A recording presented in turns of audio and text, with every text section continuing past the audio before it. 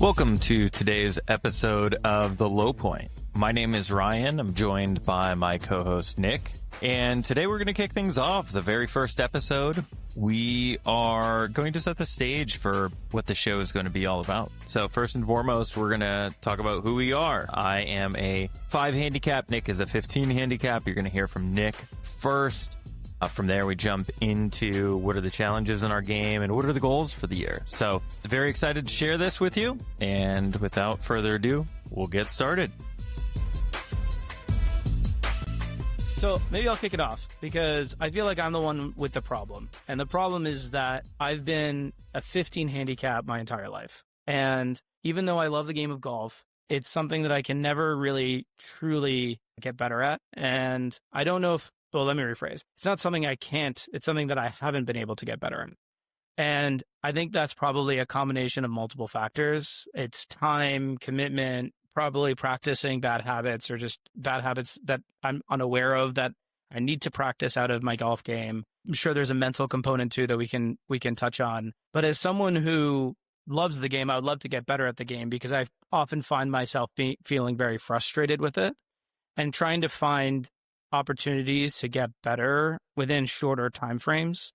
So I was recently reading the book. It's a pretty popular book, Atomic Habits. I forgot the author's name, but we'll give him credit in post. James Clear. It's James Clear. James Clear. Thank you, James Clear. Good old Jimmy Clear. He obviously talks about, how big changes don't have to happen in big ways, right? They can be a lot of smaller movements over the course of, an extended period of time. And I think that's what I probably need to apply more to my golf game. With 2 young kids at home and a pretty full work schedule, it's difficult to find long stretches where I can commit myself to practice and playing without it feeling at least a little bit sporadic. So I think what I'd like to try to get out of this series of conversations is how to get better by having a much more focused agenda with the limited time that I have.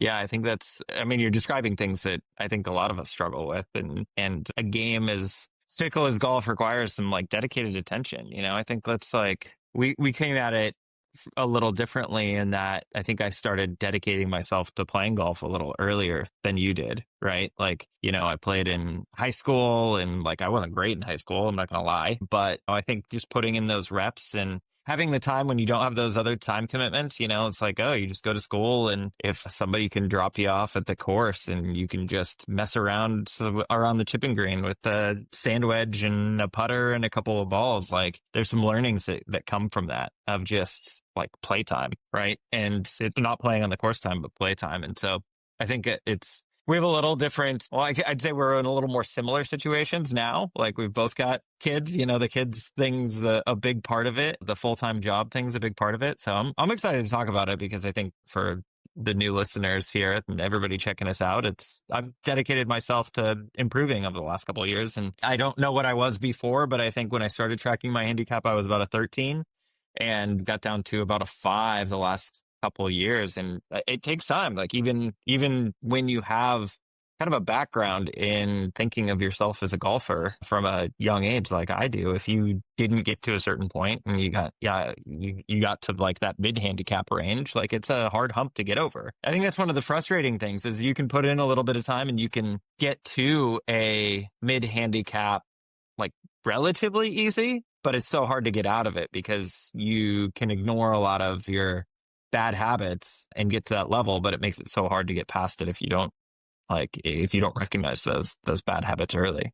Yeah, those last 5 strokes, it's like the last 10 pounds of any sort of fitness goal, right? It's always the hardest to get rid of, but it's the small changes that are really focused around. I think you hit the nail on the head, bad habits. I think how do you rectify certain bad habits? And I imagine, but you'll probably tell me, they're probably easier to identify and correct than a lot of the listeners would think. I think there are things that are not massive changes. There are probably a few things that will feel like massive changes if that's what the situation calls for. But I think for most of us, there's probably smaller things that we can change. And it's the compounding impact of changing a lot of little things by a little amount that will aggregate to greater accomplishments down the road. I think so. I think that it's hard to understand which of those changes to make first.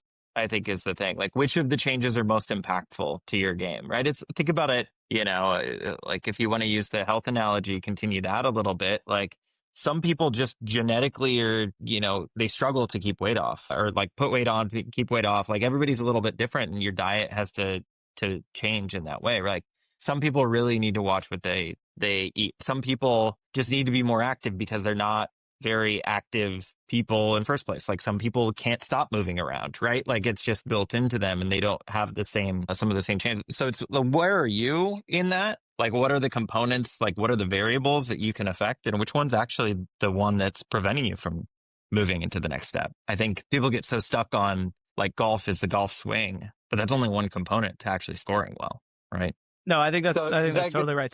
So I think a lot of the listeners like myself, view this sort of big idea around improving your golf game as overwhelming. Where do I start? Is I think the first question anyone listening to this would probably have.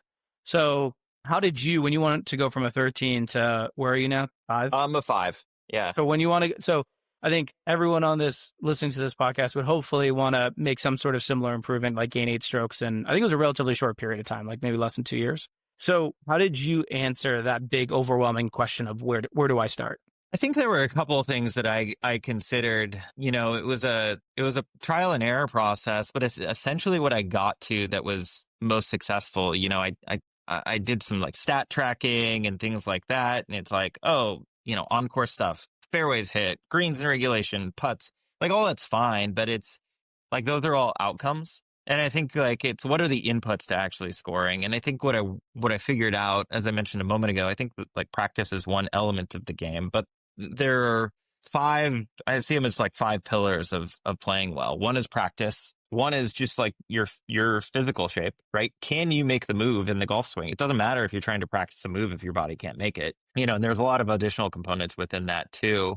Another one is the mental game. I think this was a huge one for me that got in the way. Like, going from playing competitive golf in high school, not playing for a long time, coming back to it, I'm not playing to score well or beat people necessarily. Like, I have to figure out like what is golf to me?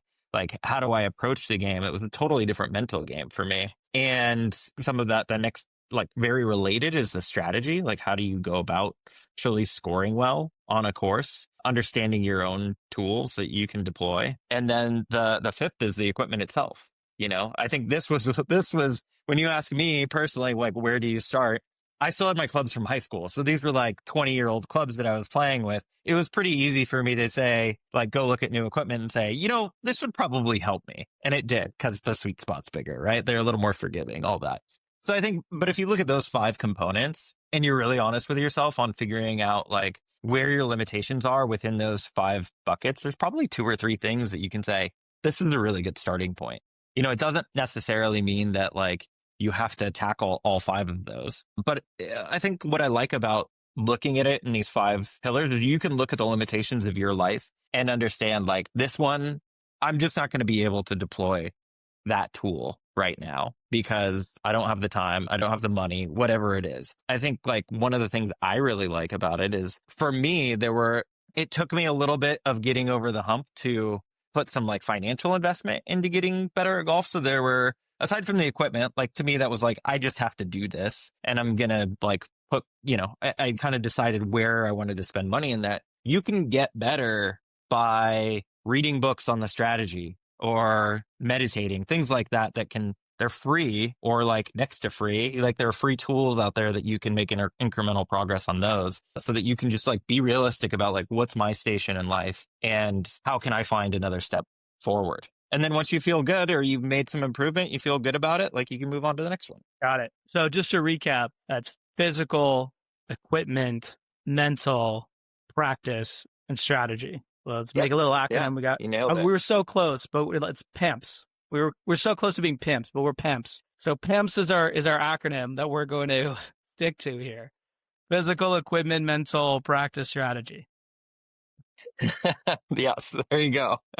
We'll start there. Okay, I like it. There. I know. I like. I'm someone who's analytical, so I like categorization. Whenever you have a broad question or problem, I think it's always easier to break it into separate parts. Like famous consulting interview question is how many windows are there in New York City, right? And it's an impossible question to answer. And I think similarly, how do I get better at golf is a similarly difficult question to answer, seemingly impossible.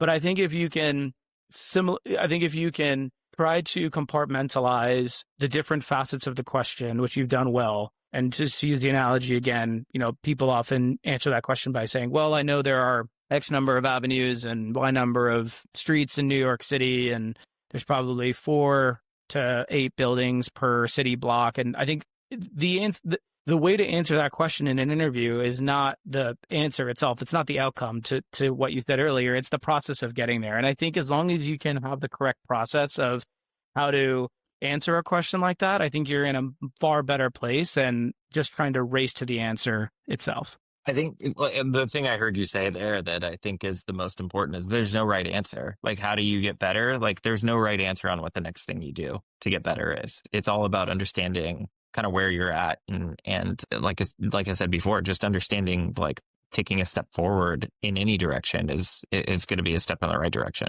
for the most part. So we can talk about some of the limitations of that too, but.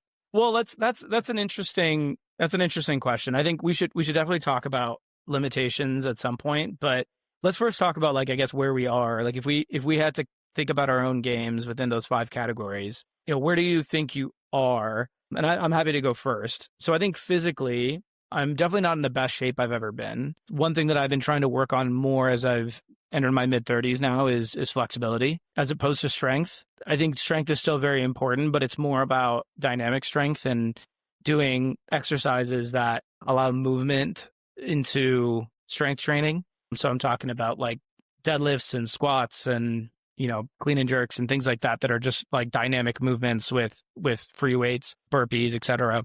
So I can certainly make improvements. I think I don't commit myself enough to a regular fitness routine, and within that fitness routine, it's certainly not focused on golf. So I think having a more targeted physical workout routine that is a bit more focused on stability, flexibility, power, similar to when I was playing baseball in high school, I think would be good.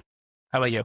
Yeah, I think that's it. I've done some golf specific workouts the last couple of years. I find them very helpful, especially for, I remember watching this YouTube video one time. It was basically making fun of people who do agility workouts at gyms. And now I'm like, no, I think it's really important to do agility workouts at gyms.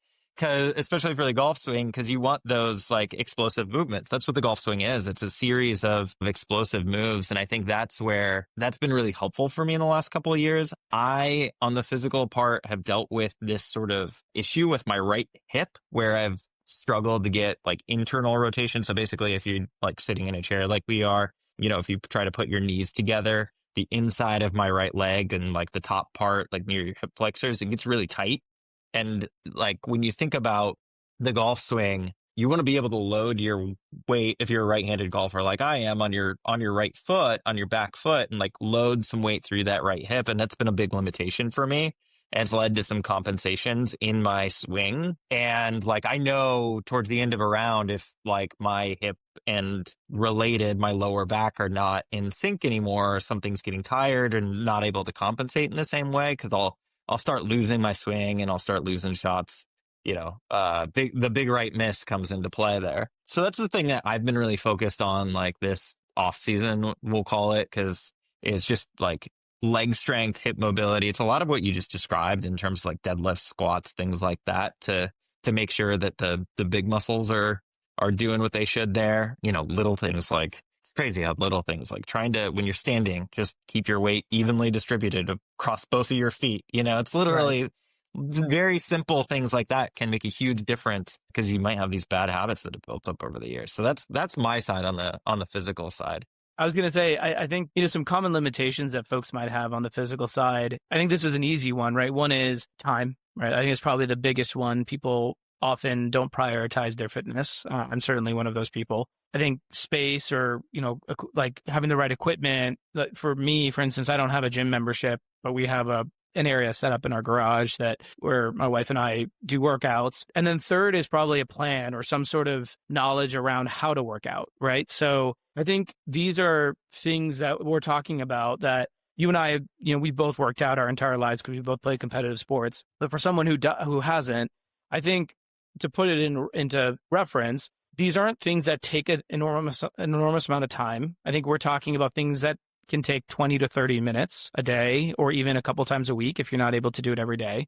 They don't take an inordinate amount of space or equipment. So, we're talking about deadlifts, we're talking about squats, we're talking about power moves. Like, even if you don't have any equipment, let's assume you have some space either in your backyard or your garage or your bedroom where you can maybe you do a couple sets of burpees, push-ups, air squats or squat jumps and, single leg deadlifts and you can Google what all this stuff is if you're unfamiliar, but these aren't very difficult exercises to do, even from a body weight perspective. And then the last thing is obviously, not necessarily having the knowledge. I think there's so many resources out there now where you reference YouTube, you can YouTube, functional golf workouts, you can Google functional golf workouts. I think there's a lot of content out there just given how popular the sport has gotten and how important fitness is in the sport, if you want a step-by-step guide as to how to do some of these exercises. Yeah, I think that's a really interesting thing over the last few years. There's just been a lot more focus on training for specific types of activities in general. I think we just have a lot more knowledge and it's a lot more accessible. So there's a lot more out there now around golf specific workouts than there was even 5 years ago, which is, I think it's amazing. I think it's awesome. So we should probably do like a deep dive on each of these in future episodes, but let's go through the rest of them here. Like what else of the pillars that are you thinking about? What's top of mind for you? I want to touch on equipment for a minute just because I think it's a really interesting one. It's often the first thing people go to when they think there's something wrong. They're very easy to dismiss the other four categories and hop straight to the equipment one. I'm certainly someone who falls victim to that, but I just think it's really interesting. Now, I've had the benefit of being fit for clubs, and I do think it's really important to get fit. The thing that I struggle with, and I'm sure a lot of other recreational golfers who are struggling to get better who have gotten fit, is you probably, even if you've gotten fit and you have the right equipment, it may not be the right equipment for you at that time. So like let's say I get fit, then I get a lesson to work on my mechanics. And now the equipment that I've gotten doesn't really jive with the swing that I have anymore, right? Like these are complications that people often run into. And it's not to say that you have to master the golf swing before you should get fit. But I think you have to understand that equipment is only going to respond to what you do with it. So you have to be able to manage the other four pillars appropriately before you can really feel like your equipment is or is not correct for you. Do you think that's fair? I think that's fair. I do think it applies differently to players of different skills. So like, I'll just tell you my story. I got fit back in 2020 for my irons, and I was replacing some 20-year-old Titleist irons that had a really small sweet spot. They were too heavy for me. And for me to actually get better, I needed to improve my swing. And eventually I did that, but I needed equipment that was actually well suited to my body in the first place. Like it doesn't do you any favors to use bad equipment, even if you think you're going to like work on your swing later on. That was the right choice for me. I think there are things that I can make with my equipment, but the bottom line is like, if you're practicing, and especially like in this range that we're talking about right now, like a 15 to a 5, if you're practicing with intent and your swing improves to the extent that you can cut those 10 strokes or whatever off your game, like you're probably going to be better with that equipment that doesn't fit you super well as a 5 than you might think, right? So like, yes, you can optimize if you are going to, spend the next year doing the Tom Coyne paper tiger thing and like devote yourself to the game. Yeah, like maybe wait until you improve a little bit to get fit. But for most people, I think you can do it along the way. It's a very individual decision. I think you have to be honest with yourself on like what pace of change you're actually going to make and like what the current state of your bag is. So for like you in that case, like I would say if you have equipment that fits you pretty well and you're thinking about getting new clubs because they're outdated, but you're going to put time into improving, like maybe wait, right? until you get your new swing, and then go get fit. So yeah, no, I think that's a good summary on equipment. We'll probably dive deeper on that pillar later. On mental, I think that's a really interesting one. I think there's a lot of books and content out there about the mental game of golf. And I think oftentimes this is where I want to improve the most. I am someone who, maybe frustratingly so, gets a lot of comments when I play with my playing partners of being like, oh, I can't believe you're a 15. Like, your swing looks great. Like, you hit the ball far. How are you a 15? They say that on hole 1 or 2. And then by hole 10 or 11, they're like, okay, this starts to make sense now. And I think what happens with me mentally is if I have a mistake, and there are mistakes, I mean, we're not professionals, and even the best professionals in the world. I mean, we're recording this on the second day of the Masters, where Rory yesterday was putting together a really nice score, chips in the water in 15, and then doubles on 17, and just, brutal, completely implodes. Like, this stuff happens at the highest of levels, and it's something it's a muscle you constantly have to train. And the best way that I've always heard it described is you just have to have acceptance over bad shots and be able to reset. It is probably the hardest thing to do in golf for me. As someone who is play competitive sports, it is very difficult to not get fired up or emotional over sports. And that is what it requires. It requires you to be stable. It requires you to have a good frame of reference. My common mistake is, if I get antsy because I've hit a bad shot, is I get very quick, and then my subsequent shot or shots suffer because of that. So I think where I would put myself on, like, on a scale of 1 to 10 on the mental scale, is probably like a 3 or 3.5. Like, I think I can probably brush off 1 or 2 bad shots around, but my like given that where I am, like a 15 handicap, I'm probably hitting 15 bad shots around, right? So I think after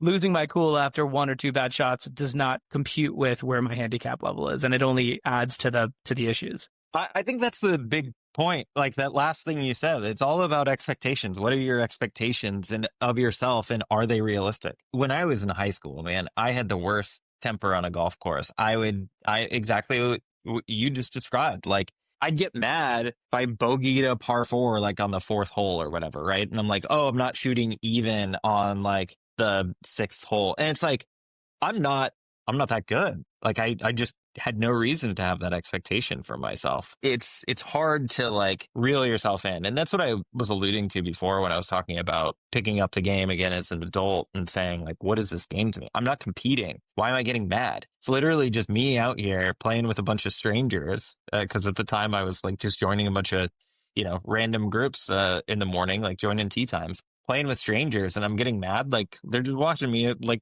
why is this guy coming out here by himself just to get mad? Like, there's no point, right? But it was all rooted in the fact that I had the wrong expectation for myself based on like what my skill level is. I think, there's some really good content out there now, thanks to strokes gained, which didn't exist when I was in high school, right? Like, strokes gained gives you such a good insight into what the real performance is of players at different levels. Because I think even the pros, like you talked about, they have bad shots. Typically what we see, sometimes you see the good players have bad shots, like yesterday, like with Rory. But for the most part, what you see is the best players in the world playing their best golf on TV, right? It's literally the tournament winners that you're watching, right? Like, they're playing the best golf that they might ever play in their life. If it's somebody who's, a 1 or 2 time PGA Tour winner, that you're watching them literally play the best golf of their life.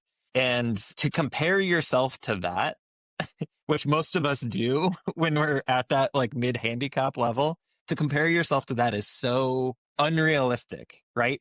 Like, golf's weird in that way. Like, I'm not watching the NBA and like watching Luka out there with the Lakers now and being like, yeah, I should compare my abilities on the basketball court to him. Like, that's not a thing that I have ever thought to myself. Right. But we do it in golf for some reason. Yeah, I think it's the charade of how it's broadcast, right? Like, in basketball, to use your example, you see all players all the time do every action, right?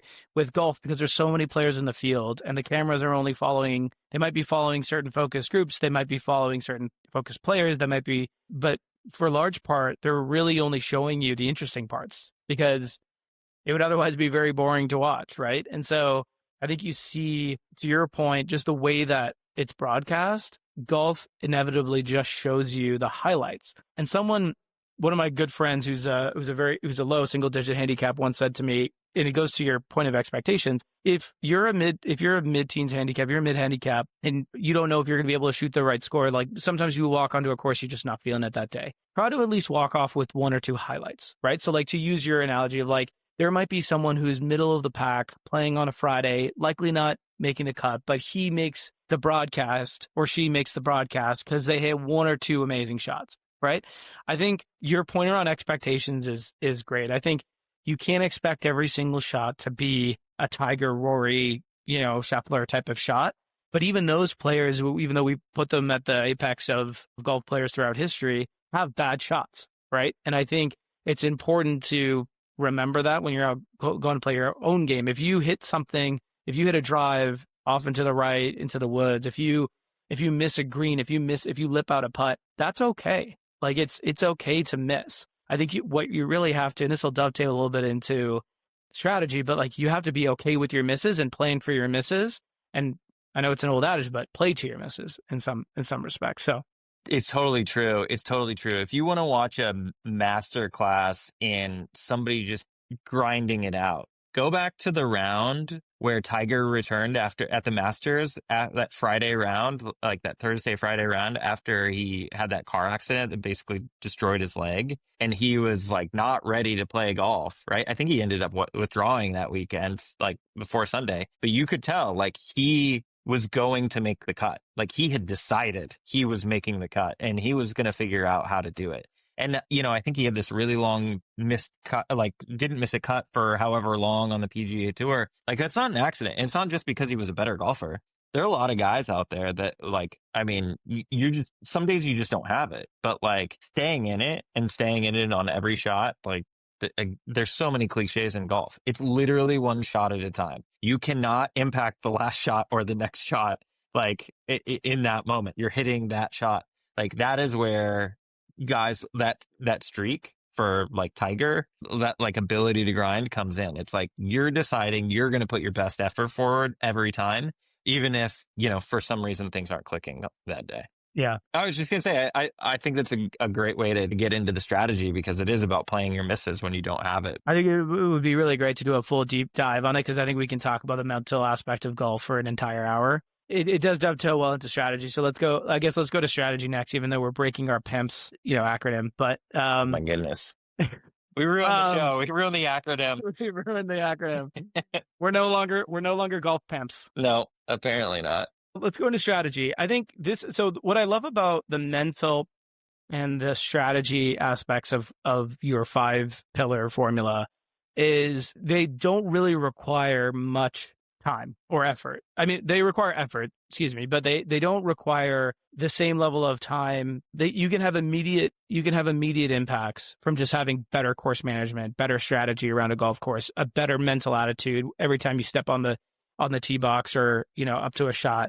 Those are things that you can see an immediate impact from. So with strategy, I guess here's where I am with my game. I think, and it kind of goes back a little bit to maybe mechanics, but I think I still tend to have a two-way miss. I think every time I step up to a ball, particularly a tee shot, I'm not entirely confident where my miss will be. I think 70% of the time I miss right, 30% of the time I miss left. If I miss left, it's usually because I'm trying to overcompensate for missing right. But I don't ever let myself just say, I'm going to swing. If I miss left, it's because I'm not letting myself swing free and saying it's okay to miss right.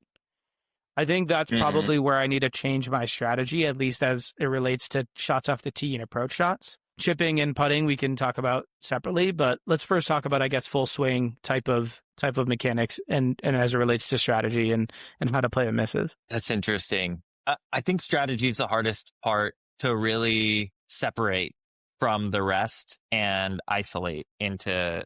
When I think strategy, I think decision making, right? So in that example you just gave me, yes, there is a challenge with a two-way miss. There's only so much of that you're going to overcome to lower your score using strategy, right? If I'm you and I know I miss left 30% and right 70%, you do have to make a choice. Like this is where we start tying them together. Like you have to make a mental choice that it's okay to miss right, but it's not okay to miss left, right? And set yourself up every shot to allow for a right miss. and look at like what's on the right side over there. I think the other thing is like when you're thinking about the long game, I think about what are the hazards? What is my miss, basically? If you know you hit it right, like I hit a fade, so it's very similar for us.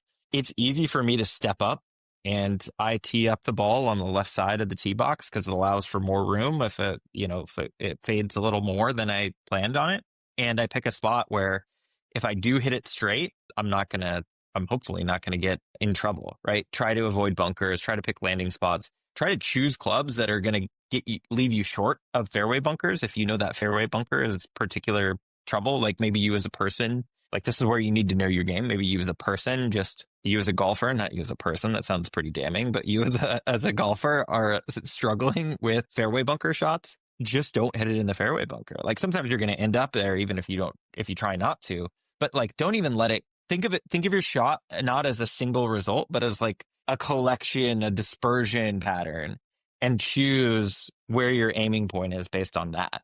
If you go left those 30%, like maybe you end up like automatically correcting and you learn how to not hit it left. I don't know, but there are some things in there it's more about shot selection at any given point, but like you have to know your game. No, I think that's really important. I think you have to know your game. I think that's a very important thing. I mean, I wanted to go back to something you said though that was interesting, which is how you line up on the left side of the tee box. And maybe I'm not saying that I do this right or anything, but one thing I did read, I'm trying to remember the name of the book I read it in. I can't remember. It's not important. But the advice was to actually line up on the side of the hazard and aim away from it. So that actually gives you the most dispersion. Now that obviously depends on your shot shape. So let's say you have water on the right side of the hole. So you would line up on the right side of the tee box and aim for the left side of the fairway. So that would give you the most room to miss right. But let's say you have that same hole in your tendencies to miss left. It's not, I think you should, would you still line up on the left side of it? Would you then line up on the right side of the tee box and aim to the left side of the fairway? Probably not. So I think it definitely depends on sort of your miss, but just something I thought was interesting. In terms of... It's a good point. Just to like respond to that real quick. I think it's a good point. I do think in that case, if there's a water hazard on the right, I probably am looking to line up a little bit more and in a way where I can aim away from the water, right? That sounds like a situation where maybe your sight lines are a little bit different from how the tee box wants you to set up. Like there's some gaming going on there. If there's water on the right in that situation though, too, like the other decision I might be making is maybe I don't hit enough club to get it to the water. Now I realize in some places you have a lot more holes that where water runs along the full right side, right? Like if you're thinking a Pete Dye hole where you've got some water all along one side and narrows the fairway pretty significantly, that's tough. But I think in a lot of situations you do have the option to pull a different club and make sure that the water doesn't come into play at all. I think that's actually a really good other strategy point to talk about, which is knowing what club to pull. A lot of pros talk about how they play the hole backwards, and I don't think enough golfers do that. In fact, I am certainly one who does not. I think if I see score par 4, I'm sure a lot of listeners would agree, like, oh, let's go, let's drive the green, right? Like we're here once, right. let's just go for it, right? I mean, it's a 1 out of 10 shot that I get it there, but if I get it, like imagine the glory, right? So I think if I were to play that hole smarter, it would be a lot more boring, but it's probably gonna over like a number of data points would probably lower my scores, right? So I think playing backwards from the hole, knowing your yardages is a big part of strategy, knowing your game, but knowing your yardages, right? Like you were saying, sort of plays into that really well too. So like it's very easy to have holes where you look at on a scorecard and you say, okay, like 17 handicap, 18 handicap hole, short par 4. There's probably something damning about the course or about the hole if it's a short par 4. Typically it means the green's really undulated, right, or protected. There's a smaller landing area, right? It could be a number of different things. So I think don't get fooled to think that it's just like this is an easy hole, like let's just go for it, right? I think you have to really think about it, plan it backwards, know your yardages, and stick to what you're comfortable with. Do you employ this tactic much in terms of Oh, absolutely not. playing the No, hole I'm just grip it and backwards? rip it, baby. No, grip it and rip it. Let's go. I'm here. I'm not. I'm here for a short. I'm here for a good time, not a long time, right?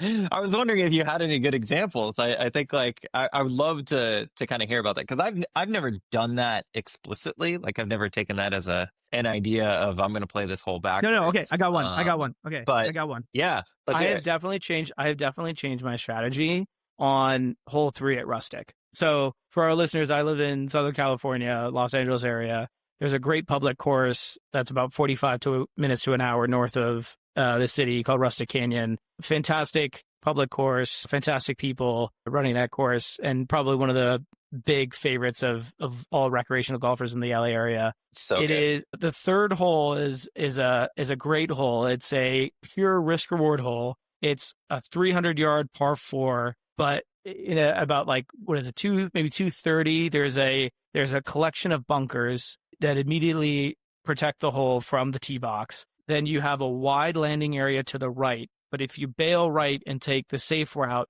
you're hitting a wedge shot over a bunker to a blind green. And not to mention, there is a crescent-shaped bunker behind the green should you go long. Now, it's a fairly large green, but it is a tricky hole to navigate from a strategy perspective.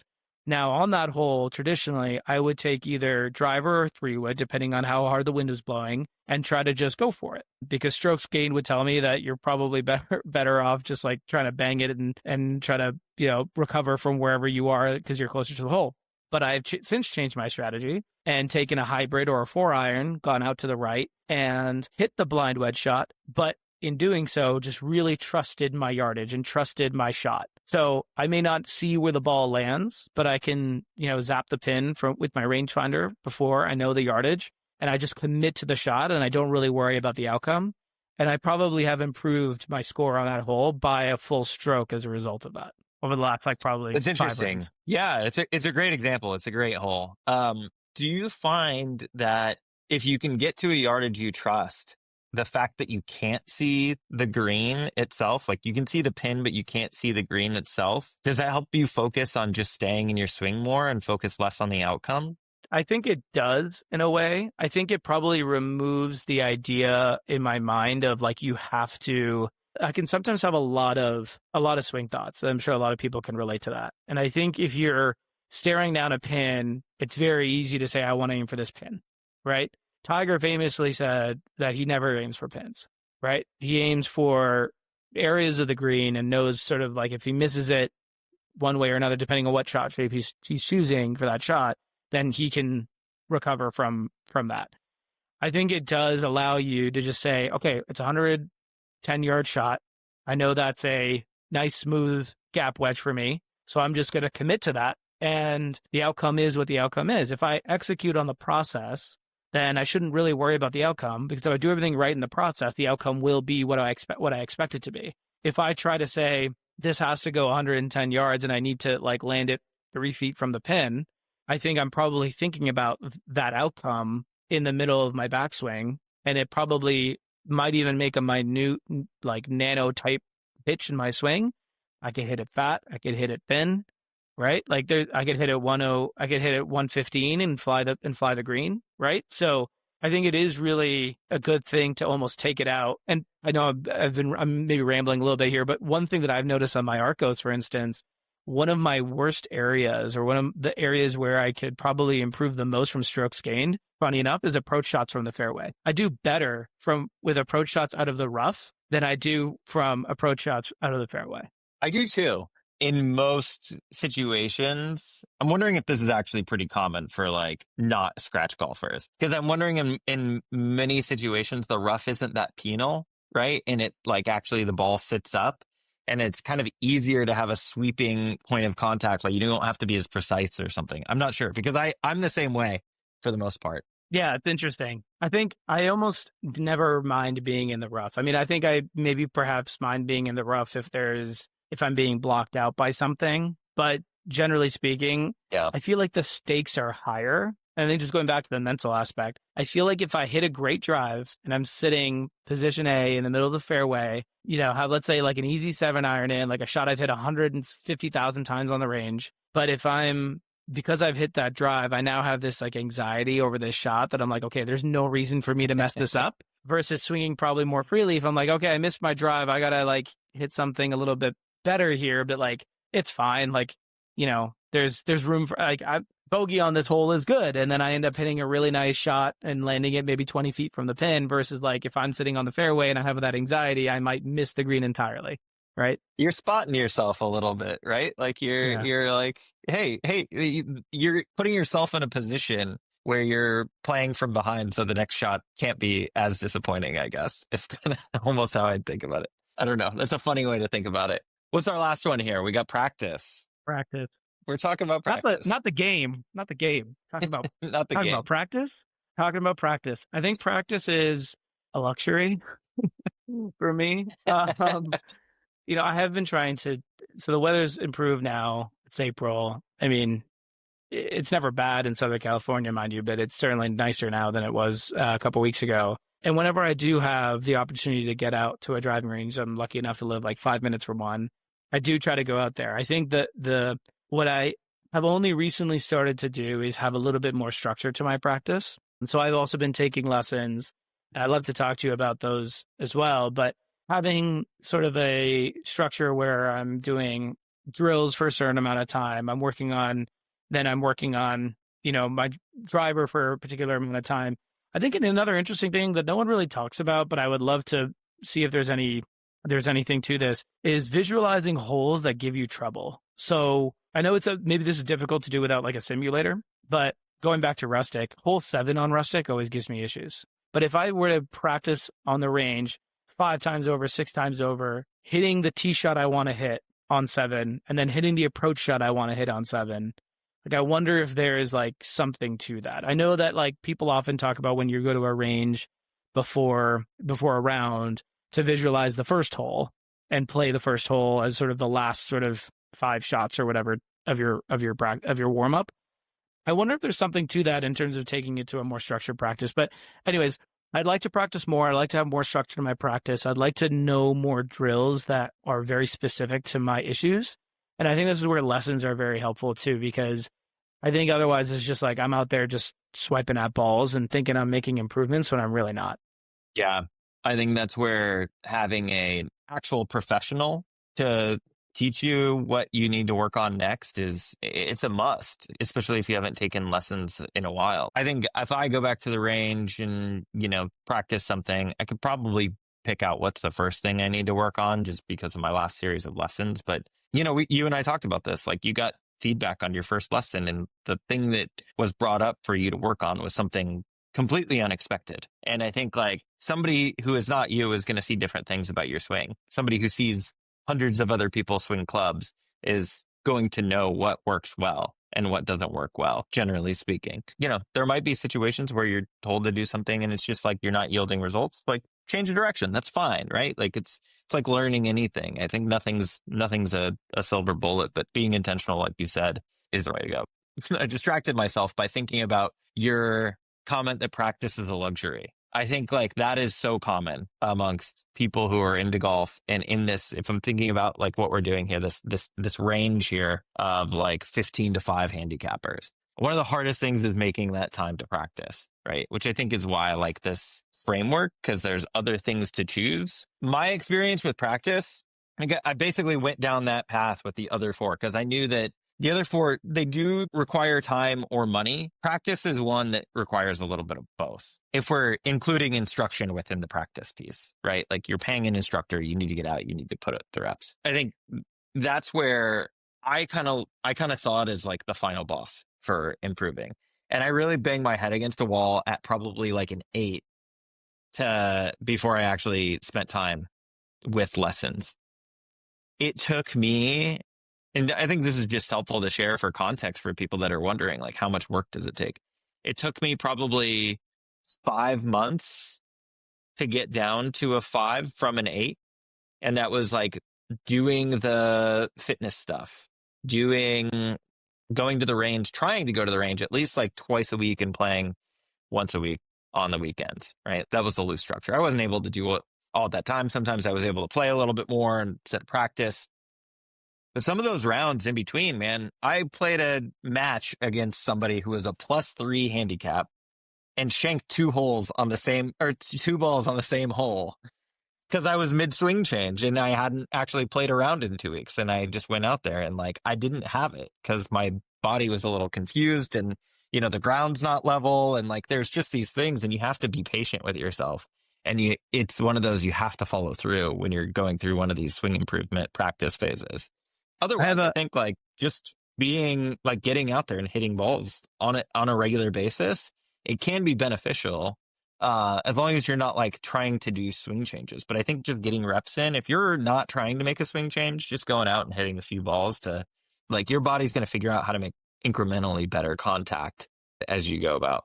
I have two burning questions that I'm sure maybe some of our listeners have as well. One, how did you get from a 13 to an 8? Like it sounded from that like these 5 pillars that you mentioned, you only really like turned up the heat once you became an 8. So like, what was the journey like for you to go from like a 13 to an 8? And then I have a second question more related to practice, but first, why don't you start with that?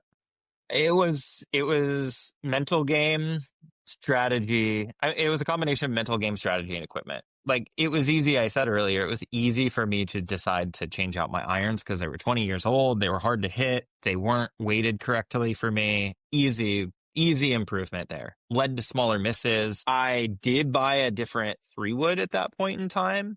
Didn't get fitted for it. I liked it a lot at first, but then I started playing different courses and needing different shots with a 3-wood. Like I started realizing, okay, I'm hitting a lot of these into par 5s.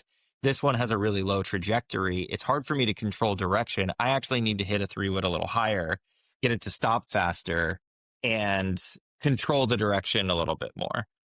Versus, I think a lot of people approach a 3-wood and say, I need something that's like my off-speed pitch from the driver, right? And that's not what I needed out of a 3-wood. So that changed, and I had to get refit for that down the line. But overall, like the mental game, just taking it one shot at a time, that was big. And in the strategy of just like knowing what I was trying to do on the course.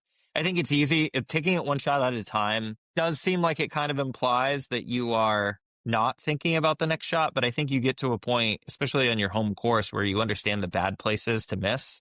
And so you're able to take that into consideration with your club selection and kind of be okay with missing in a good spot versus hitting the right shot and the perfect shot. And sometimes you just kind of forfeit the best shot because you're like, the risk isn't worth it. Got it. So equipment, which is probably the easiest one to swap out, but most costly, is probably the right assumption there. And then mental and strategy. I think probably if you had to weight those, how would you weight those in terms of allowing yourself to shave those 5 strokes? Mental game. Yeah, hands down mental game, actually. I would say would be the most important. It's hard to find the right balance of carrying, but not caring so much that you get mad about it and that you let it affect everything else. I think it's also important to note that like good strategy can lead to a good mental outcome. It takes the stress off. When you know before you step on the course. Like, so I lived in San Diego for a while, got to play Torrey Pines all the time. After I played it half a dozen times, there were certain holes. It took me, you kind of unlock one hole at a time. And like, once you kind of unlock, oh, this is the way I play this hole, it takes the stress off, you just go, okay, well, I'm going to try and hit that shot. And then if you get in a bad position, you go, well, I know right now, if I try and double down on hitting a good shot here, like it means double bogey, triple bogey. Like that was, I think there's an argument. This is a little bit of a side comment, but like there's an argument to be made that you should be playing hard courses because it actually teaches you better strategy. And it teaches you that you have to be patient because it can take it all away from you so quickly. And so that was a huge thing for me, was playing on a tough course. And like, again, kind of in line with the expectations. Like, I'm going to go out here the first time I'm going to play this course. It's just going to totally kick my ass. And then I have to figure out how to not let it from there. Yeah. And I think that's actually a great segue into my second question, which is, what's your take on practice through playing? So a lot of people say it's easy to stripe the ball in the range because it's the same shot over and over again, perfectly level surface. Sometimes you're hitting from mats, which has a huge sort of margin of forgiveness. versus even hitting off of turf at the range, which is one thing it really drives me nuts about mats because I feel like I get no feel for where I'm striking the ball. Totally. But where do you? I went through a phase where I don't think it necessarily improved my game, but maybe I just wasn't doing some of these other things correctly. Where I was like, you know what? I'm not going to go to the range that much because I don't feel like it's giving me it's not giving me a realistic representation of what golf really is. I'm not hitting on the range. I'm not hitting the little punch shot out of the woods. I'm not carrying the right distances because all these balls are flighted, right? So I don't really know my distances that well, right? I could probably just can tell like trajectory, but I can't really tell distances. I can tell direction, but even sometimes direction is also hard because some of these balls are so beat up that like they don't really respond the way that like a brand new Pro V1 would respond. So what's your take on practice through playing? In kind of the latter stuff that you were describing there, I think just being really clear about what you're practicing. Like, it's okay to practice a punch out through the woods. Like, try to hit really low 4-irons that are with more of a chipping motion from the driving range sometimes. Like, I think it's okay to practice those. Like, I think that's really a big thing. Kind of messing around, like playing around, like just trying different things with your clubs. Like, you kind of pick some things up through that too. I don't know. Am I getting to like kind of answering your question? Well, I feel like I'm missing a part of it. Well, let me take a step back. So for a lot of maybe like our listeners, they feel that they don't get that much time.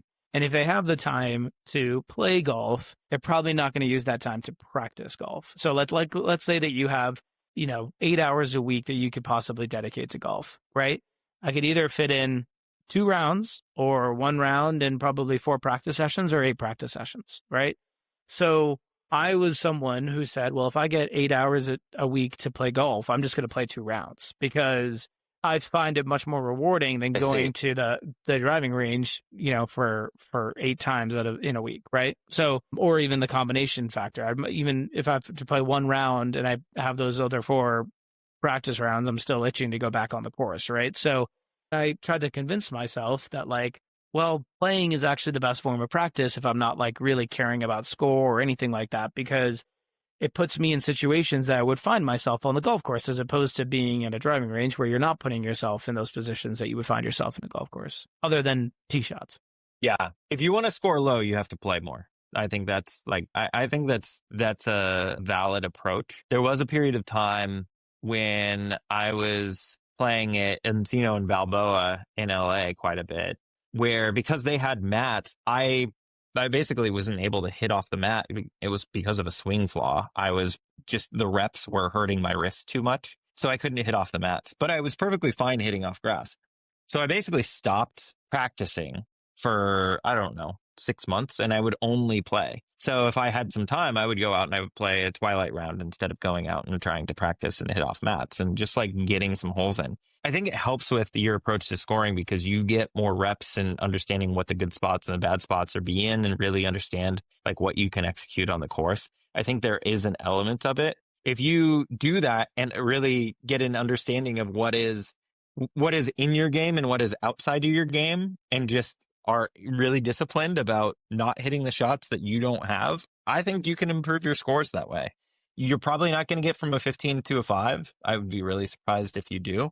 But you might be able to get from a 15 to a 12. I think that's perfectly fair way to go about it. And if that's where you're at in your golf journey, like, go for it. I think it's probably not going to stick around that much, though. Is the thing. No, I think a break, you're going to go back to playing like a 15 pretty quickly. I think you hit the nail on the head there. I think if you want the long-term sustained improvement in your game, you have to change sort of the muscle memory that you've built. And like going back to what we started off in this podcast talking about in terms of bad habits, I think the only way to completely rid yourself of those bad habits is to put in enough reps of good habits to override your brain into performing those good habits as opposed to the bad habits when you're out there on the course.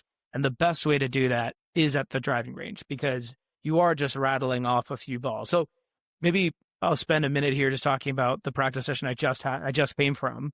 So as you know, Ryan, I'm using a virtual instructor, and this is someone who sits away from the Southern California area who, I send videos and then they give me an analysis of their videos and they give me some drills to work on. So the drill that this person, and you kind of referenced this earlier. So I struggle with my driver. I struggle from a push slice, and I either have a push slice or a roping hook. And the occasional bomb that I just like, that keeps me up at night. But my 70% miss is that push slice. And as I was taking videos of myself before I sent it to them, I was looking at my swing. I was like, oh my God, I'm so over the top. Like my body's completely out of sync with my arms. And it's just like, it looks like a total mess. Like I don't even recognize it as swing. And I was really surprised to get the analysis back from this instructor who I actually hold in quite high regard. And I think they're a very good instructor, who basically pinpointed something very small and minute that I was doing that was likely leading to some of those bigger body moves. So the thing that they had referenced was that I had a cupped wrist at the top of my backswing, which in it itself is not necessarily the worst thing in the world. But at no point in my downswing was I trying to flatten that cupped wrist. And what he explained, and I think that it probably is accurate, is my brain, knowing my wrist is cupped, is trying to overcompensate by moving my club head as far to the right to hit the ball left, start with a left start line, so that it would ultimately slice or cut or whatever back to the right.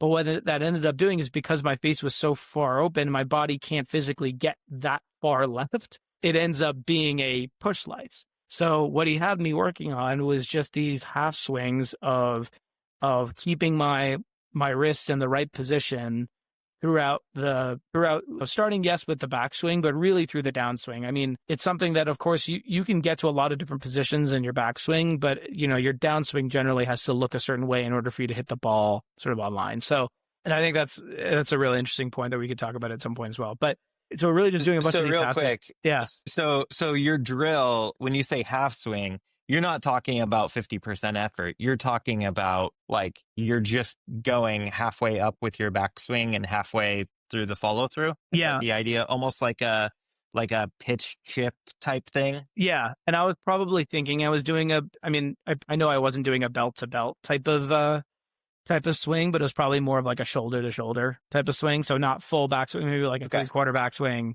and a 3/4 follow through.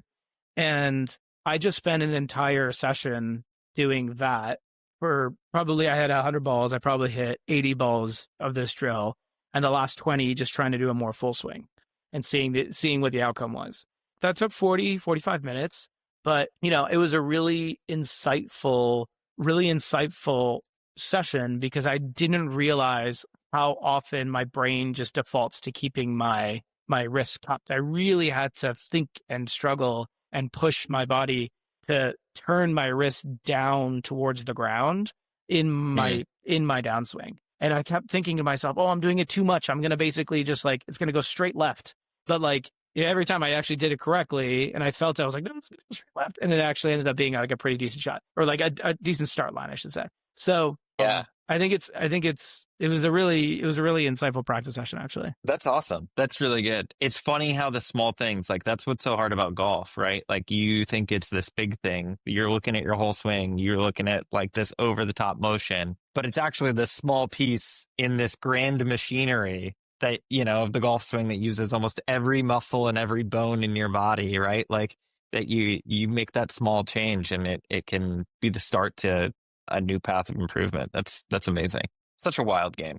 Well, it's a fickle game, like to use your point earlier, right? So I think like with his last 10 minutes here, it'd be great to just talk about like our goals, right? Maybe for this podcast, but also just for our season. I know we have a couple of big matches coming up. I've had the luxury of playing a few rounds already this year. I know you haven't, being in North Carolina now. You're, probably the ground is still just getting playable. But for me, within each of these 5, just to go really quickly, I think I want to commit myself to a more regular fitness routine. That's sort of a goal I have. On equipment, I have an interesting one, which is, and sorry, we'll go back to physical, commit myself to a more regular fitness routine that incorporates golf movement. So like, doesn't necessarily have to be totally golf functional, but I want it to be predominantly golf functional. The equipment one I have is pretty interesting, which is not to blame my equipment. So like, I think it's very easy to rush and say, oh, I need a new putter. Oh, I need a new driver. Oh, I need this. Like, I'm going to commit myself. I'm not buying any new equipment this season. That is like, unless I break something or like something is totally off. Like I have good equipment. I was fit for all my equipment. Like I shouldn't really have an issue with any of my equipment. In the mental piece, I'm going to work on being okay with my miss. So kind of this dovetails a little bit into strategy, but like try to really only focus on one miss. That's to say, plan for a right miss. If I hit a left miss, just say that's okay because it's not going to happen I that love often, that. right? That was probably one of, if I like specific decisions. I know we talked about categories of changes, but specific decisions I made that led to lower scores. That was one of them. Have one miss, like just have one Yeah, miss. And if you miss the other way, you accept it and you're like, that was weird. And then you move on. yeah, Right. yeah. It's great. I So love it. like you plan for one miss, right? So if you miss to the right, it's expected, doesn't change your outcome, right? But if you miss it the other way, that's the point that you're accepting. I think if you go in thinking that you're going to hit every ball straight and then you miss it right, it's going to be a huge uphill mental battle because you're going to be so frustrated that you hit it in a direction that you tend to hit it in anyways. And I think that's just like, you're going to be trying to dig yourself out of a hole with that one. Yeah. Nobody hits it straight, by the way. Everybody curves it one way or the other. Yeah. That's the way to go. Choose one way or the other. Yeah. Yep.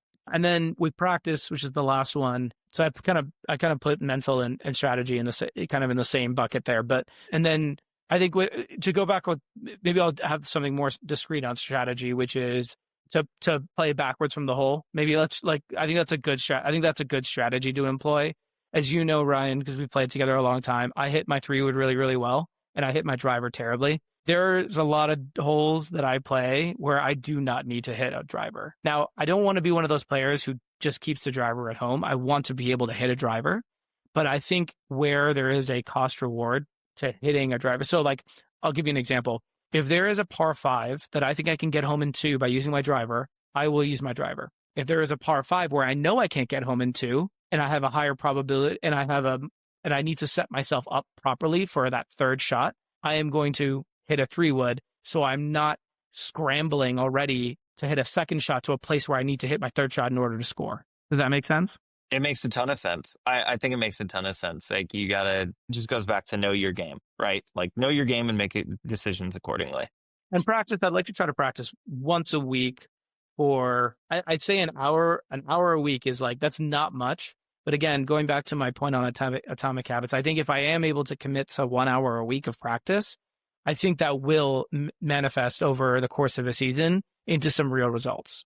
I think when you dedicate yourself to something like that too, whether it's this or anything else, when you dedicate yourself to like, I'm going to do this much, suddenly you start to notice if you want to do it more. Oh, well, I could probably squeeze it in this time too. I could probably turn this part up. Or I guess one of the questions I have, you have an hour to practice. You're saying, it sounds to me like you're only talking about full swing practice, not chipping or putting, which you could do around the house with, for 15 minutes here and there as well. Right. So have you thought about like, am I reading that correctly, or is there a different approach? Well, as you know, Ryan, I'm an amazing putter, so I actually don't need to practice my putting. Of course. Yeah. What am I asking that for? Arco said that I'm a scratch putter, so let's That's amazing. We'll table that. No, that was at one point in time. I don't think that exists. I don't think that's true anymore. No, but you're right. I do need to practice chipping, and it's an easy thing to do in the backyard or in the garage. I have a little chipping mat and net that I can use. It's definitely not the same interaction as being on turf, but I think it's you're totally right. I think I could certainly implement another 2 hours a week easily, like half an hour each day that I'm not doing sort of, full swing practice to just improve on my chipping and touch around the greens. Yeah. Anything else you want to add about your goals for the year? Do you have a handicap goal? Is there something not related to these 5 buckets or tangentially related to these 5 buckets? I think the handicap goal is a good one. Let's say this. I would love to cut my handicap in half. So That's good. I'm a 50. Let's look at my USGA right now. I think I'm a 15.8 right now. That's good. So that's what I can't do that. Like a 8 pretty much. Yeah, I'm a 15.7. So let's call it 8. Yeah. I'd like to get down to an 8. That's ambitious, but I like it. Cool. Anything else, like rounds played, anything like that? Like anything? No, I don't think that I can do a rounds played. I think that would be nice. I mean, as you know, we have some trips planned this year that I think will be really fun. And I think maybe Yeah. a goal, and it maybe goes back to the mental part, but I want to really enjoy those trips. I oftentimes get to go to some very nice golf courses. I'm very fortunate to have played at some of the most amazing golf courses that this world has to offer. And I can't get out of my own way about feeling frustrated that I didn't shoot my personal best whenever I played said course. Like you Yeah. mentioned Torrey Pines, right? Like how many, like you had the fortunate circumstances of living 10 minutes away and you got to play all the time. And you do have the benefit of hitting your personal best at Torrey Pines, which we should probably do a deep dive on at some point. But it's not like, we're going to go to Erin Hills over, in August, and I probably am not going to hit my personal best at Erin Hills. I'd love to think that I can, and I'd like to go in feeling like I'm going to play well. But I think I really want to just walk away feeling fortunate and thankful for having the opportunity to go play those sorts of courses, as opposed to feeling like I need to hit a particular score. Yeah, I think that's really good. I think it's a very noble goal. I love it. And I look forward to witnessing it. I'm going to take a little different approach to my goals for this year. Like we just talked about, I moved across the country. I've got a kid this year. I didn't last year at this time. So I'm kind of trying to figure out, kind of like what I talked about earlier, where it was like, what is golf to me from a competition standpoint? Going from competition to casual play, like what does golf mean to me? Who am I as a golfer? I'm trying to figure that out in this stage of life of like being a dad as well. I haven't played around this year, which is partially due to the weather and partially due to my decision to pick up curling when I moved here, which is a whole other thing that I probably have a podcast on soon. So we'll keep you posted on that. But last year, I think it was interesting. A big thing for me was playing in a scratch tournament, a gross tournament, and it's for the first time since high school, and getting to a handicap level where I qualified for a qualifier. I think it was a California amateur qualifier, where I was playing against college and like really skilled high school golfers and just some skilled amateurs in general. And that was a really big experience for me. And I think that was a really big goal that I always had. The handicap considerations for those here in North Carolina aren't as strict, so I'm not worried about like being able to sign up for those. So it's not the same level of goal for me. I'm not really worried about lowering my handicap. So I think like for me, kind of in your first goal, I really want to be able to focus on my physical health and like be able to swing the golf swing that I want. I talked a little bit about this nagging hip thing. I'm making some progress. I felt at the range when I went last weekend, like a very big difference in how my swing worked and how the shots came off the club face as I was able to load the weight into my right side a little better. And so that's not a really big goal. It's like a very long-term goal, right? Like I just want my hip to work correctly, which makes me sound like an old person, but like I'm not getting any younger. So I really want to do that. And I think that'll come. It's kind of one of those flywheel goals where like, if I do that, I think the other things will fall into place a little bit more. That'll make me feel like I have a good year. Outside of that, like practicing, I don't know what my practice goals are. I'm still defining that. I'm sure as I get back out on the course a little bit more, I'll identify some more things here. But I think if I just start with like the things that I can control the most and the things that I've already kind of been working on, it's going to be the physical part of my game and just making sure that my body can do what I want it to do when I'm on the golf course. I get it. You're so good. You're above improvement. Is basically what you're saying. You're just trying to fight. You're just trying to fight Father Time. That's the only goal you have this year. I mean, my long-term goals, I would love to get to scratch. And I think like it may come into play that I could try to get down to like a 3 this year. I don't know how much I'll be able to play and on what timeline and how much I'll be able to practice. I think a 3 is a reasonable goal if I wanted to set a handicap goal. This year is probably not the year I'm getting to scratch. I don't think I can get to scratch without improving my swing, and I don't think I can improve my swing without fixing what's going on with my hip. So it kind of all comes back to that is really where I'm at. But I just need to get out. I need to get some reps in. I have to learn how to play on Bermuda grass. Like it's like a whole different thing out here, right? Like it's all going to be different. So I'm trying. My goal this year is to enjoy golf in a new climate. It's going to be hot. It's going to be humid. I'm probably going to have to use like 6 gloves around. I don't know. I'm trying to figure it out. So like I'll come up with goals this week. You're gonna have to double. You're gonna have to double glove it like Aaron Rye. Yeah, probably, man. I hear the summers are brutal here, so we'll see. None of these arid Southern California 80-degree max days that I I was know. playing I in definitely San take it Diego. for But I definitely take it for granted that in Southern California you play in the most pristine golf climates possible. Like I like a lot of people probably like I fantasize about going to Scotland one day and playing, but it's not going to be 80 and sunny with no wind. yeah, unlikely.